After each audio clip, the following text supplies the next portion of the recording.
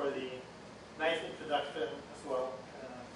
It's always nice to be greeted. When I came in here earlier, Dr. Gilbert said, it's nice to have you because your dad founded PIDS. So, well, I guess I didn't know that immediately. It kind of brought back some family pride. In any case, it's good to be part of a forum like this, and it really is part of my job to talk about many things, what's going on in the economy, how we think about certain issues. And although I guess the topic was looking at prospects for the year, as we're kind of halfway through the year, I thought how I would structure my talk would be really around a lot of empirical evidence, what's happening primarily in the capital markets, and then kind of relate that to how we see this economy moving forward over the next 12, perhaps even 24 months.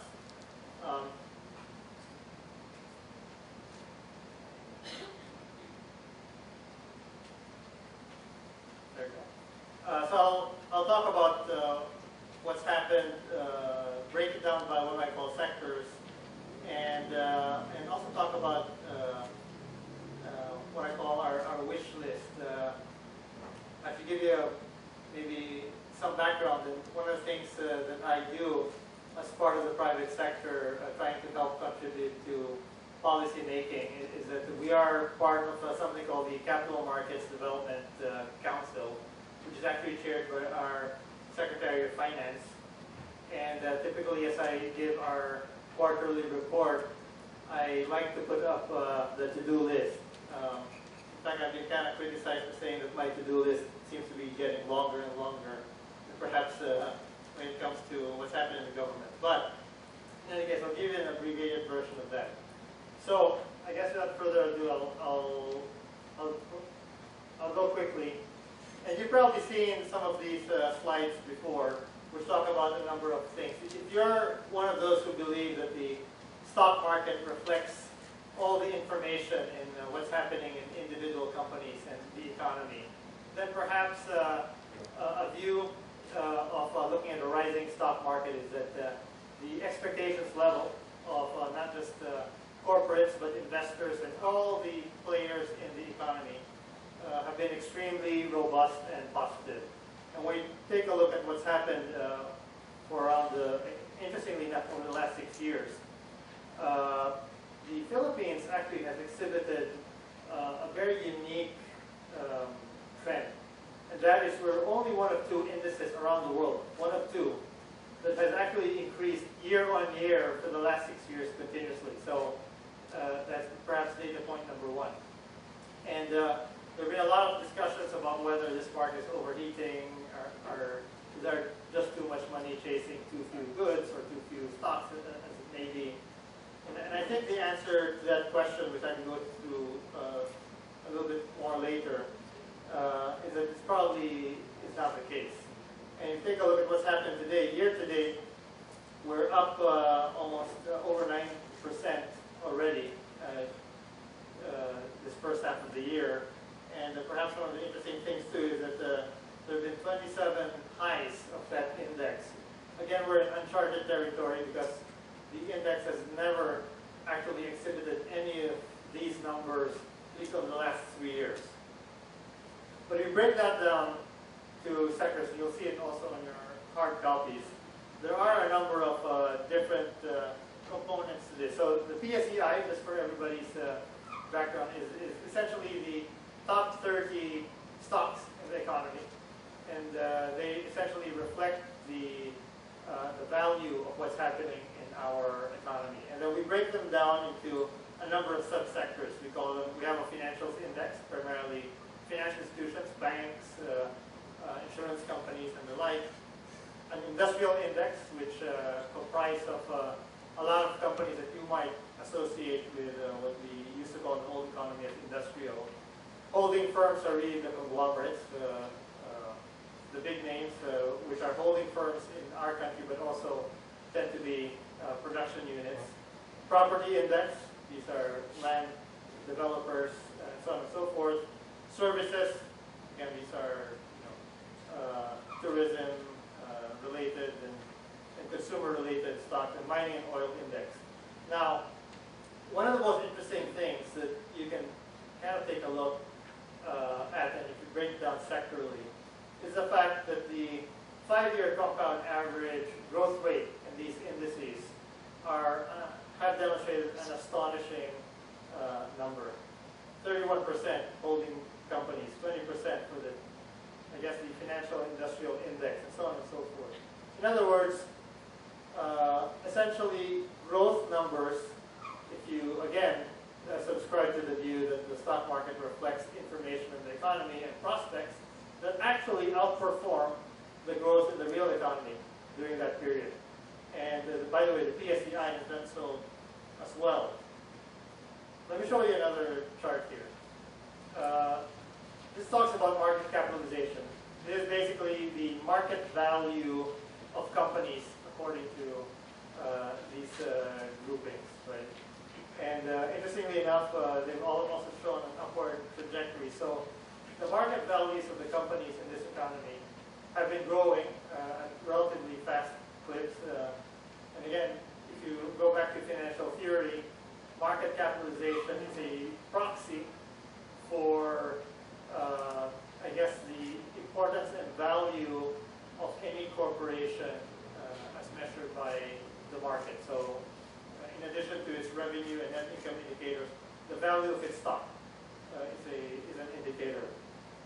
Perhaps with the exception of, I guess, the mining and oil sector, which has been relatively slow, and we know why, clearly because of the issue that the administration has basically put a huge brake in terms of what this sector is doing. In the exchange, we monitor something called liquidity, and that's really the amount that's traded, not just in terms of shares, but in terms of value. To us, it's an extremely important figure. And to give you a sense, about 4 years ago, when I came in, the average daily trading value on the exchange was something like about 5.5 billion pesos per day. It's more than double today. We're trading around 11 billion pesos today on any given day. That's an incredible statistic. In other words, the capital market has grown a lot faster than, say, even the banking sector by one measure. And the fact that funds are flowing and getting invested in the real economy by way of stock purchases. So if you take a look at that lower right-hand chart there, which talks about average daily value turnover in billion pesos, you're also going to see some interesting numbers. Growth rates have actually, from 2013 to 2014, actually slowed down, interestingly enough. But this year, it's essentially back to a higher liquidity level. And in each sector, financials, industrials, holding firms, growing more than 20-25% in each case, with the exception of services, which actually contracted so far on a year-to-date basis. So this chart is also quite revealing in the sense that if you measure what's happening in the corporate sector, revenues and net income. Now, we actually, it's not in this chart. One of the slides that we referred to is that over the last, I guess, 3 years, through the end of 2014, if you measure the behavior of publicly listed firms and their ability to generate revenues and their ability to generate net income, publicly listed firms have actually grown faster than the economy in each of these periods, from 2011, 2012, 2013, 2014. What do I mean by that? The economy in each of these years grew anywhere from 6.5%, 7%, depending upon which year you took a look at. Revenues and net income for publicly listed companies grew anywhere from about 8 to 11%, and net income 1 or 2 percentage points lower than that. So that probably gives you a sense, and what I was driving at is this probably could be a good economics paper, dissertation. It's trying to figure out what the level of contribution that publicly listed firms have in the economy. So the interesting point to make is that clearly companies that are trading on the exchange are doing a lot better in their own activity set, i.e. the real economy and environment that they deal with is something that they've been able to make a lot of revenues off on and clearly a lot of net income. So it would be interesting to find out, and I don't know the answer to this, what the direct correlation of that in terms of contributing to the final economy. There's actually a chart here which kind of outlines what's happened over the, I guess, 9 months through 2014, although I guess the team did a GDP deflator, so I'm not sure that's correct because if you take a look at the economy, which is now it's about a 12, 13 trillion peso economy, the market value of everything in the exchange is slightly above that. Now, we take a look at that number for one reason. One of the things that distinguishes developing capital markets is the level of participation in the of the marketplace relative to the size of the economy. And when the size of the capital market, in this case, market valuations over the size of GDP is over 1, it tends to signal that we're getting up there in terms of the capital market development level. In other words, we are probably not considered an underdeveloped capital market in this stage. So a few more indicators which you've, again, seen before. Essentially, total market capitalization growing. By the way, this includes some companies which are not purely domestic. This has some companies which have dual or multiple listings, including on the Philippine exchange. Average daily trading value increasing close to 40%. Total capital raised, again, on the exchange. It's an interesting number. So far this year, we've raised close to 90 billion pesos. We actually think that this year we will exceed 200 billion pesos raised through the exchange. So this is also a significant number. And the first time we actually broke that 200 billion peso barrier was 2 years ago, when in fact the rest of the global economy was actually reducing its own fundraising through the capital market. I guess one item here, the last item, net foreign transactions down this year, or this year on year from May to May by about close to 17%. However, when you take a look at all these indicators, and again, there is a very strong, I guess, empirical test. When you look back and you say, what was the compound annual growth rate of any of these indicators, market capitalization, average daily trading values, liquidity on the exchange, total capital raised, and even net foreign inflows. And you see that those 5-year CAGRs are double-digit numbers. Again, far in excess of the growth of the economy during that time. So it just gives you a sense of where I think we are as a capital market and as a financial market. So let me go through a few sectors in particular and give you some of our own views on what's happening here. Financial sector, I think you all know that in the banking sector here, the advent of Basel III requirements from the BSP a year early raised some eyebrows, at least from the Bankers Association. Why? Because being overcapitalized in an emerging economy where actually you can put in more leverage is perhaps not a very good way to run a firm if you have a profit and loss that you are focused on. Why do I say that? Over capitalization will mean that your return on equity probably will go down, everything else being equal.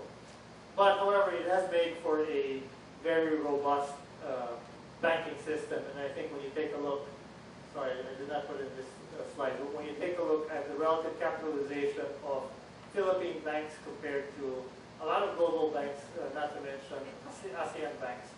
I think the firm conclusion is that the buffers that we have here will be more than adequate to withstand, I guess, a shock of the nature that we saw in 2008, 2009. Now, we think, by the way, that the financial sector will be an extremely robust sector in the next 12, 24 months, despite the fact of higher capitalization ratios. Why do we say that? I think the first item to review is that what we call the penetration rate.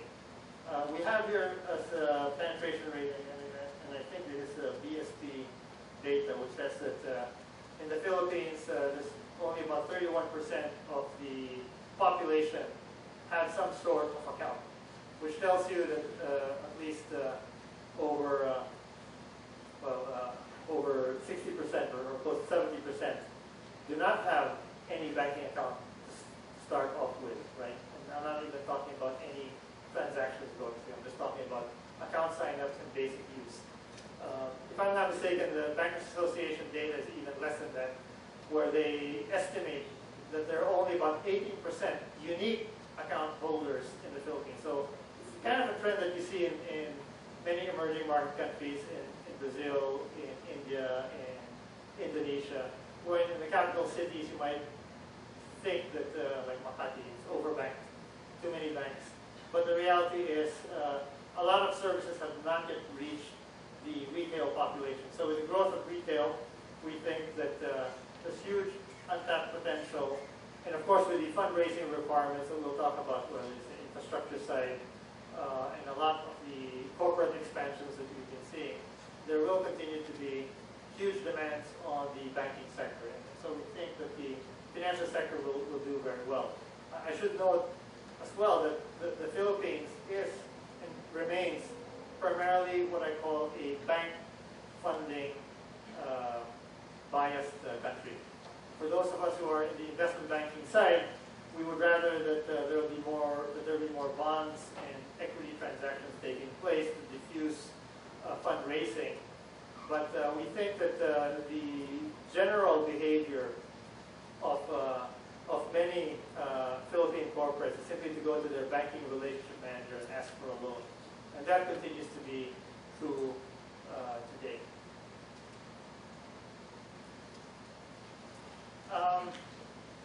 Now, there's some of the developments in the financial sector. I think one of the objectives of the Bangko Sentral and monetary policy makers in terms of increasing capitalization ratios were actually to encourage a lot more bank mergers and basically declog the number of banks by number, but rather have a lot of very robust and stable institutions. It's very similar to in the stock exchange. However, the behavior probably has not actually gone to that type of result. But we do find that there is actually consolidation in the financial services sector, especially as we are coming towards ASEAN economic integration at the end of this year, and where the common and conventional wisdom for financial firms to be able to survive, well, not just financial firms, actually for any firm to survive and to actually find not just a niche, but to compete effectively, you need to have breadth and you need to have scale. And so consolidation is clearly one of those, I guess, methods. And what we're seeing right now, you may have heard of the announcement of merging the bank payment system.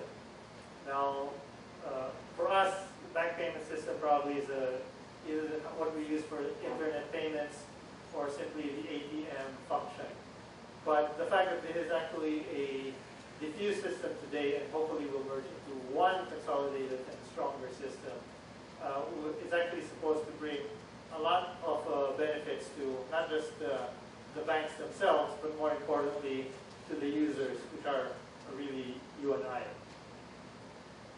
In the capital market, we've announced, and we hope to close, I guess, by early second half of this year, the acquisition of something called the, well, it says here PDEX, but it's really the Philippine Dealing System, which is a fixed income exchange. Most people don't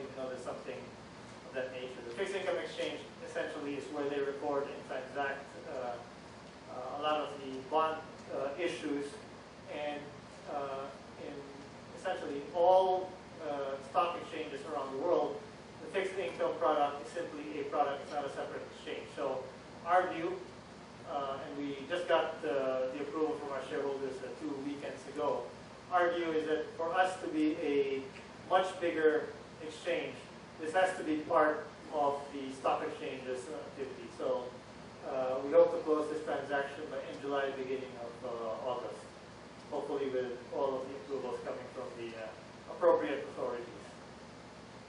Industrial sector, here's where we talk about infrastructure spend. And again, our view is that any company who is somewhat involved in by the way, some of them are classified in the industrial sector, some of them are actually classified under the holding company sector. Any activity in this sector which has to do with building and should actually do well in the next few years. Why do we say that? I think we have a few bullet points here talking about identified PEP projects, one worth 1.3 trillion pesos. But if you take a look at that Goldman Sachs number, which says that in fact from 2011 through next year, the estimate for the Philippines was actually $110 billion. That's about 40 trillion pesos. Like, and clearly we have not spent that amount of money building the required infrastructure in this country. So if you believe that infrastructure demands will somehow be met, or at least attempted to be met, any company in this space will do quite well for themselves. Manufacturing here, we just note that clearly it's also related to purchasing power and end consumer goods.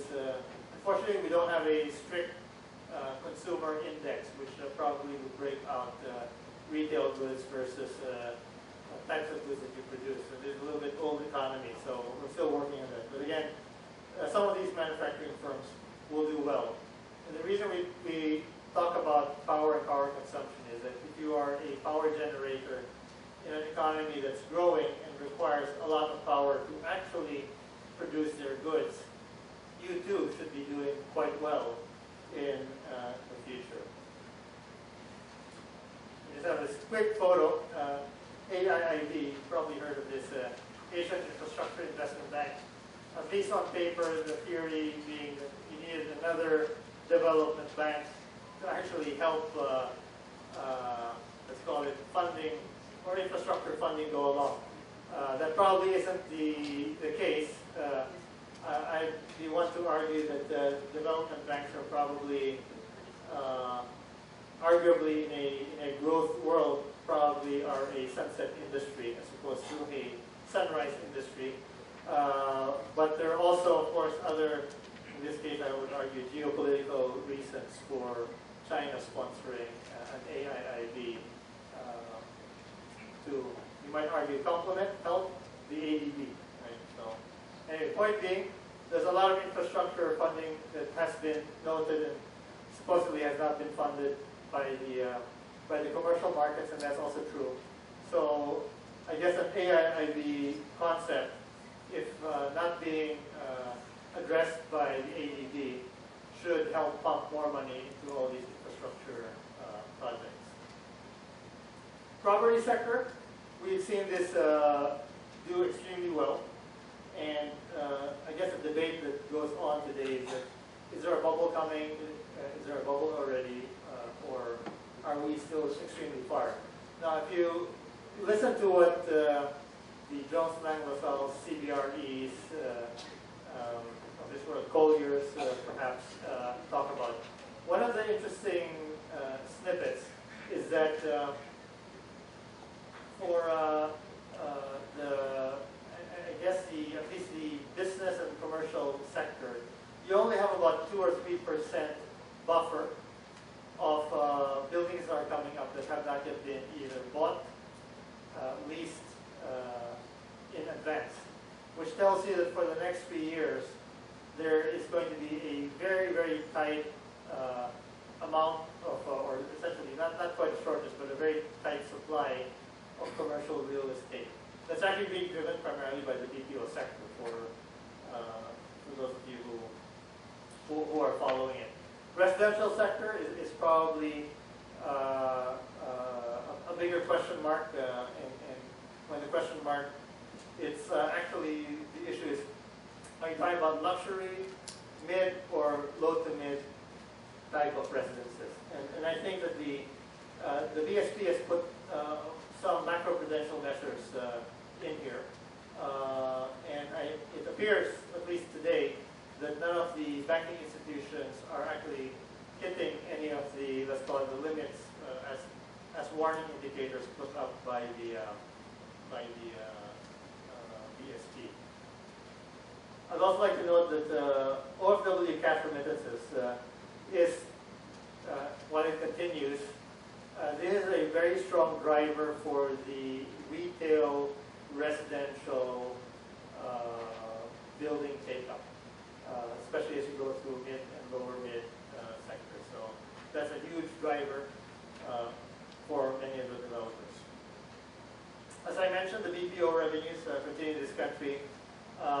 If you, again, take a look at the BPAT, the Business Process Association of the Philippines, their own projections are that the revenue amounts generated by this industry is likely to overtake the amounts being brought in by OFW cash transfers in the next 2 to 3 years, so depending on which study you take a look at. Now, we think that this sector, and the PSE would classify them under services, but this sector will continue to drive a huge multiplier effect in this economy. And the one thing I'd like to note when you talk about the services sector is really the, let's call it the tourism, hotel, and gaming type of activity. There's probably a misunderstanding, especially gaming, I think is quite misunderstood in many sectors. And if you take a look at the success of Macau, and it's copied what happened in Las Vegas, the build out there, once it reached critical mass, actually, I think within 5 years of building out, the revenues generated by Macau actually overshot that of Las Vegas and continues to do so today. And the interesting portion of why gaming is and I put that in parentheses because really what they're putting up are integrated resorts and malls, that these operations are huge operations. To get them started, you're talking about initial investments of $1 billion each minimum. You know, I know Solaire is on its second billion of spend. Resorts World is also on its second $1 billion of spend. And if you just think that there will be 4 of these, I guess, integrated resorts in this area in Metro Manila generating jobs, the one thing that they've done, which the government has not been able to do, is actually spend at least $3 billion in the last 2 years to invest here to build infrastructure. So you haven't seen any PPP project that's been done and has basically thrown in $1 billion into this economy, right? So this is actually one of the bright spots, as I can see, and has been a great employee generation activity.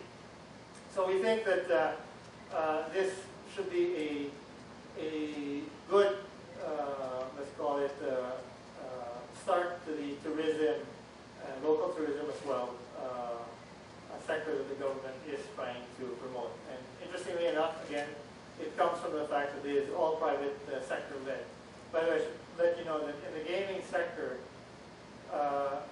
the theory is that if you put 3, 4, 5 of them together in a geographically close geographic location, what you end up doing is that you also find a lot more visitors and tourists because they have a lot of choice within those integrated resort hubs. Mining and oil sector. It is probably the sad story of the Philippines in the last, certainly in this administration, wherein the focus has been solely, I think, on the green side and not on the employment and the business generation side. If one goes at some historical numbers, at one point this sector was actually responsible for over a fifth of the exports of this country, over 1/5. Today it's close to 0.4%. That's a real fail. If the government were being graded on this performance, that would not be a nice number, unfortunately. And so clearly, this probably stems primarily from the fact that I guess the executive has never decided exactly on the royalty scheme that the mining sector should be, I guess, operating under. So unfortunately, this sector is down. Although from a consumer standpoint, of course, we are benefiting from low oil prices and certainly how that translates to the gas pump. Even our own Secretary of Finance said that if the mining sector were actually robust, that would contribute an additional 1% of GDP growth. So that tells you the scale of importance of this particular sector. Now, things we'd like to see.